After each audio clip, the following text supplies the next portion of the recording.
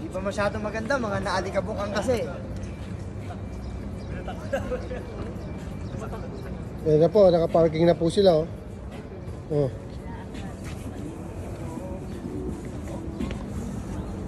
Dito ang camera, ah.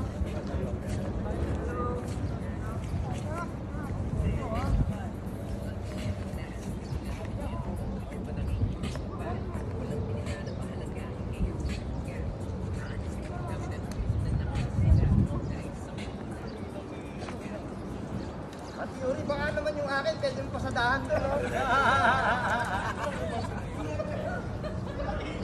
Kabayan! Hindi na nga nakikita eh. Ito ang kinukuha naman sa unahan eh.